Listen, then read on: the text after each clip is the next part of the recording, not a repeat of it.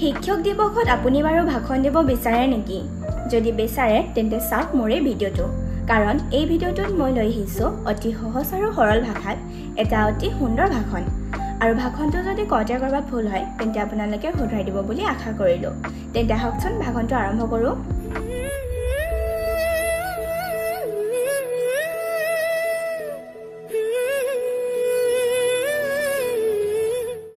নমস্কাৰ।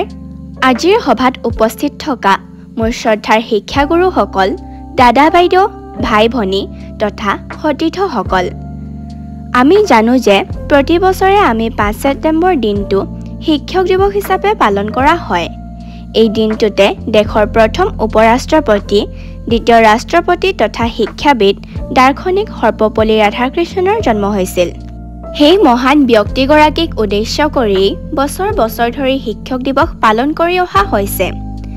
ভাষণৰ আৰম্ভণিতে সেই মহান ব্যক্তিগৰাকীলৈ মোৰ কৃতজ্ঞতা জ্ঞাপন কৰিছোঁ।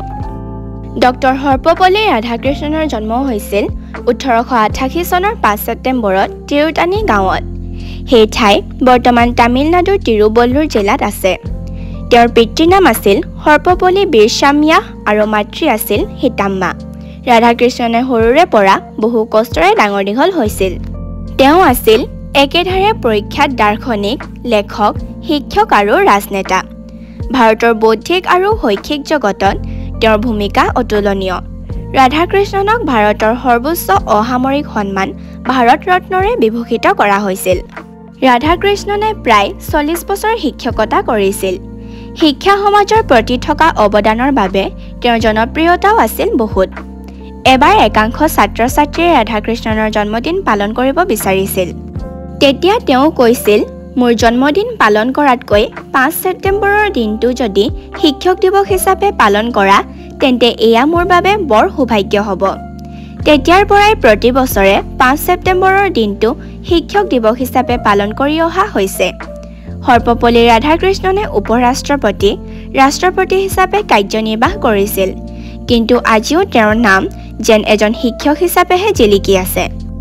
শ্ৰদ্ধাৰ শিক্ষাগুৰুসকল, আপোনালোকৰ স্থান মোৰ জীৱনত অধিক।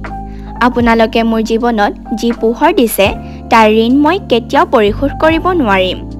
মই আপোনালোকৰ ওচৰত সদায় চিৰঋণী হৈ ৰ'ম।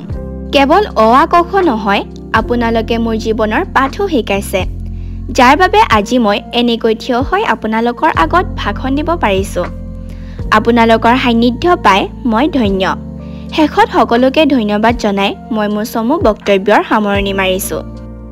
আজিৰ ভাষণটো কেনে পালে কমেণ্ট বক্সত জনাবচোন, আৰু যদি ভাল লাগিল তেন্তে লাইক আৰু চেনেলটো ছাবস্ক্ৰাইব কৰি দিব। ধন্যবাদ।